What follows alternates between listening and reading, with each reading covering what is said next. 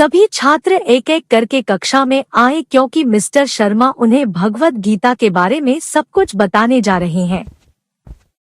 वे कक्षा में उपस्थित होने के लिए खुश हैं ताकि आज कुछ नया सीख सकें। सुप्रभात विद्यार्थियों, आशा है कि आप सभी ठीक होंगे और अच्छा कर रहे होंगे। मैं आपको एक वीडियो दिखाता हूं, कुरुक्षेत्र के युद्ध क्षेत्र का। युद्ध शुरू होने से ठीक पहले जब अर्जुन मार्गदर्शन मांगने के लिए अपने सारथी भगवान कृष्ण की ओर मुड़े, अर्जुन एक योद्धा के रूप में अपने कर्तव्य और अपने परिवार के प्रति प्रेम के बीच उलझा हुआ था। उन्होंने युद्ध की धार्मिकता और उसके परिणामों पर सवाल उठाया। चलिए वीडियो शुरू करते हैं और वीडियो खत्म होने के बाद यदि कोई संदेह हो तो आप मुझसे सवाल पूछ सकते हैं। धृतराष्ट्र ने कहा, हे संजय, कुरुक्षेत्र की पवित्र भूमि पर इकट्ठे हुए और युद्ध की इच्छा रखते हुए मेरे पुत्रों और पांडु के पुत्रों ने क्या किया? संजय ने कहा, हे राजन, पांडव सेना को सैन्य संरचना में व्यवस्थित देखकर राजा दुर्योधन अपने शिक्षक द्रोण के पास गए और निम्नलिखित शब्द बोले। राजा दुर्योधन ने कहा, हे मेरे गुरु, आपके बुद्धिमान शिष्य द्रुपद के पुत्र द्वारा सजी हुई पांडु पुत्रों की शक्तिशाली सेना को देखो। यहाँ इस सेना में भीम और अर्जुन के समान युद्ध करने वाले अनेक वीर धनुर्धर हैं। युयुधान, विराट और महारथी द्रुपद जैसे महान योद्धा भी हैं। धृष्टकेतु, चेकितान और काशी के बहादुर राजा जैसे निपुण नायक भी हैं। साथ ही पुरुजीत, कुंतीभोज और शैब्य सभी महान रथ योद्धा भी हैं। शक्तिशाली युधामयु, अत्यंत शक्तिशाली उत्तमौजा, सुभद्रा के पुत्र और द्रौपदी के पुत्र भी हैं। ये सभी योद्धा महारथी हैं। हे ब्राह्मण श्रेष्ठ, आपकी जानकारी के लिए मैं आपको उन कप्तानों के बारे में बताता हूँ जो मेरी सैन्य शक्ति का नेतृत्व करने के लिए विशेष रूप से योग्य हैं। आप भीष्म, कर्ण, कृपा और अश्वत्थामा, विकर्ण और सोमदत्त के पुत्र भूरिश्रवा जैसे व्यक्तित्व हैं, जो युद्ध में हमेशा विजयी होते हैं। ऐसे और भी कई वीर हैं जो मेरी खातिर अपनी जान देने को तैयार हैं। वे सभी विभिन्न प्रकार के हथियारों से सुसज्जित हैं और सभी सैन्य विज्ञान में अनुभवी हैं। हमारी शक्ति अपरिमेय है और हम पितामह भीष्म द्वारा पूरी तरह से सुरक्षित हैं, जबकि भीम द्वारा सावधानी पूर्वक संरक्षित पांडवों की शक्ति सीमित है। आप सभी को अब पितामह भीष्म को पूर्ण समर्थन देना चाहिए, क्योंकि आप सेना के प्रवेश द्वार के अपने संबंधित रणनीतिक बिंदुओं पर खड़े हैं। तब कुरु वंश के महान पराक्रमी पौत्र और योद्धाओं के पितामह भीष्म ने शेर की दहाड़ जैसी ध्वनि करते हुए बहुत जोर से शंख बजाया, जिससे दुर्योधन को खुशी हुई। उसके बाद शंख, ढोल, बिगुल, तुरही और सींग सभी अचानक बज उठे और संयुक्त ध्वनि कोलाहलपूर्ण थी। दूसरी ओर सफेद घोड़ों द्वारा खींचे जाने वाले विशाल रथ पर तैनात भगवान कृष्ण और अर्जुन दोनों ने अपने दिव्य शंख बजाए। भगवान कृष्ण ने अपना शंख बजाया जिसे पांचजन्य कहा जाता था। अर्जुन ने देवदत्त को बजाया और भीम, जो अत्यधिक खाने वाला और अत्यंत कठिन कार्य करने वाला था, ने पौंड नामक अपना भयानक शंख बजाया। कुंती के पुत्र राजा युधिष्ठिर ने अपना शंख, अनंत विजय और नकुल और सहदेव ने सुघोष और मणिपुष्पक बजाया। महान धनुर्धर शिखंडी, काशी के राजा, शक्तिशाली रावण और अजेय सात्यकी, मद्र के राजा, द्रौपदी के पुत्र और अन्य हे राजा जैसे सुभद्रा के पुत्र सभी ने अपने अपने शंख बजाए। शंख, ढोल, बिगुल, तुरही और सींगों की कोलाहलपूर्ण ध्वनि कोलाहलपूर्ण हो गई। आकाश में दिव्य संगीतकारों ने दिव्य संगीत बजाया। तब भगवान कृष्ण ने युद्ध के मैदान के बीच में अर्जुन से ये शब्द कहे। भगवान कृष्ण ने कहा, अर्जुन, हे पार्थ, इन सभी कौरवों को यहाँ इकट्ठे हुए देखो। इन सभी बंधुओं को एकत्रित और युद्ध के लिए तैयार देखकर कुंती पुत्र अर्जुन करुणा से अभिभूत हो गए और इस प्रकार बोले। अर्जुन ने कहा, हे कृष्ण, अपने मित्रों और संबंधियों को इस प्रकार युद्ध की मुद्रा में अपने समक्ष उपस्थित देखकर मेरे अंग शिथिल हो जाते हैं और मेरा मुंह सूख जाता है। मेरा शरीर कांप रहा है और मेरे रोंगटे खड़े हो रहे हैं। मेरा धनुष गांडीव मेरे हाथ से छूट रहा है और मेरी त्वचा जल रही है। अब मैं यहाँ और अधिक देर तक खड़ा नहीं रह पा रहा हूँ। मैं अपने आप को भूल रहा हूँ और मेरा मन उलझन में है। हे कृष्ण, केसी राक्षस के हत्यारे, मैं केवल दुर्भाग्य का कारण देखता हूँ।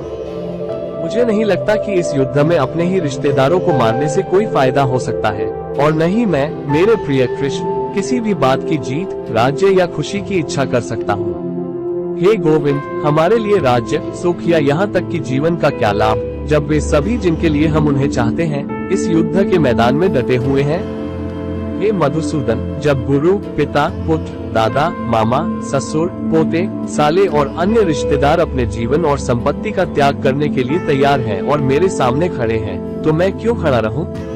क्या मैं उन्हें मारना चाहता हूं, भले ही मैं जीवित रहूं? हे समस्त जीवों के पालक, मैं इस पृथ्वी की तो बात ही छोड़िए, तीनों लोकों के बदले में भी उनसे युद्ध करने को तैयार नहीं हूँ। धृतराष्ट्र के पुत्रों को मारकर हमें क्या सुख मिलेगा? यदि हम ऐसे आक्रमणकारियों को मार डालेंगे तो पाप हम पर हावी हो जाएगा। अतः धृतराष्ट्र के पुत्रों तथा अपने मित्रों को मारना हमारे लिए उचित नहीं है।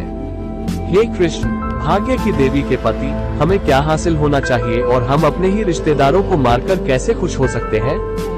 हे जनार्दन, यद्यपि ये लोग जिनके हृदय लालच से ग्रस्त हैं, किसी के परिवार को मारने या दोस्तों के साथ झगड़ा करने में कोई दोष नहीं देखते हैं, हम जो परिवार को नष्ट करने में अपराध देख सकते हैं, इन कृत्यों में क्यों शामिल होंगे? वंश के विनाश के साथ शाश्वत पारिवारिक परंपरा नष्ट हो जाती है और इस प्रकार परिवार के बाकी लोग अधार्मिक आचरण में शामिल हो जाते हैं। जब परिवार में अधर्म प्रमुख होता है, हे कृष्ण, परिवार की महिलाएं प्रदूषित हो जाती हैं और हे वृष्णि के वंशज, नारीत्व के पतन से अवांछित संतान पैदा होती है। अवांछित जनसंख्या की वृद्धि निश्चित रूप से परिवार और पारिवारिक परंपरा को नष्ट करने वालों दोनों के लिए नारकीय जीवन का कारण बनती है। ऐसे भ्रष्ट परिवारों के पूर्वज नीचे गिर जाते हैं क्योंकि उन्हें भोजन और पानी देने का कार्य पूरी तरह से बंद हो जाता है। उन लोगों के बुरे कर्मों से जो पारिवारिक परंपरा को नष्ट करते हैं और इस प्रकार अवांछित बच्चों को जन्म देते हैं, सभी प्रकार की सामुदायिक परियोजनाएं और परिवार कल्याण गतिविधियां नष्ट हो जाती हैं। हे कृष्ण, जब परिवार में अधर्म प्रबल होता है तो कृष्ण का वंश और वृष्णि का वंश नष्ट हो जाता है। हे कृष्ण, पाप की प्रबलता से परिवार की स्त्रियां अनैतिक हो जाती हैं और हे वृष्णि वंशज, महिलाओं की अनैतिकता से अवांछित संतान पैदा होती है। जातियों, वर्ण संकर का मिश्रण परिवार के हत्यारे को नरक में ले जाएगा, परिवार और परिवार को मारने वाले दोनों के लिए। परिवार के हत्यारों के कारण दिवंगत आत्माओं के लिए चावल से वंचित रहने के कारण उनके पूर्वजों की आत्माओं को निश्चित रूप से कष्ट होता है। इन कुकर्मों से पारंपरिक पारिवारिक व्यवस्था नष्ट हो जाती है और जब परिवार नष्ट हो जाता है तो शाश्वत संस्कारों और समारोहों पर अव्यवस्था हावी हो जाती है। हे कृष्ण, जब अधर्म प्रबल होता है तो परिवार की स्त्रियां भ्रष्ट हो जाती हैं और हे वृष्णि पुत्र, नारीत्व के पतन से अवांछित संतान पैदा होती है। इससे कुल का नाश होता है और कुल का नाश करने वाले दोनों का नाश होता है। ऐसे दुष्कर्मी स्वयं और दूसरों के लिए नारकीय जीवन का कारण बनते हैं। वास्तव में ऐसे पापपूर्ण मार्ग पर चलने वालों के लिए कोई शांति नहीं है। वैदिक शास्त्र, पुराण और यहाँ तक कि दुनिया का इतिहास भी दोहराता है कि जो परिवार और राजवंश जातियों के मिश्रण की अनुमति देते हैं वे पूरी तरह से नष्ट हो जाते हैं। हे कृष्ण, मैंने शिष्य परंपरा से सुना है कि जिनकी पारिवारिक परंपराएं नष्ट हो जाती हैं वे सदैव नरक में रहते हैं।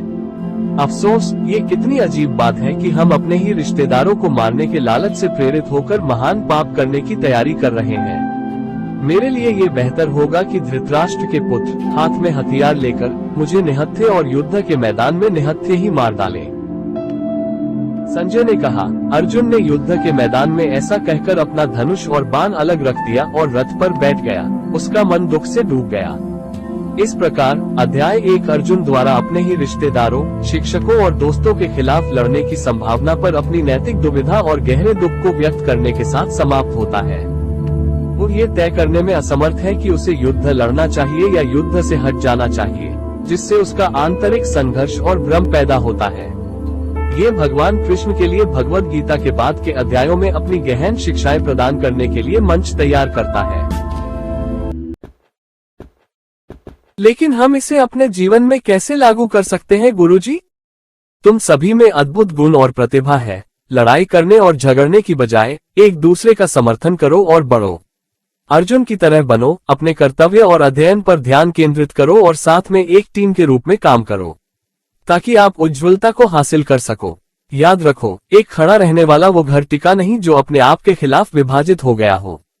हमें अपने जीवन में सच्चे मार्ग पर चलना चाहिए और अपने कर्तव्य को निष्काम भाव से पूरा करना चाहिए। हमें अपने अहंकार और ईर्ष्या से परे खड़े होकर अपने प्रियजनों, मित्रों और अन्य लोगों के प्रति सहानुभूति और सम्मान बनाए रखना चाहिए। ये हमें सच्ची सफलता और आनंद देगा। ठीक है मेरे प्यारे छात्रों, कल नए अध्याय के साथ मिलते हैं। तब तक अच्छा दिन बिताएं और अलविदा। ध्यान रखें।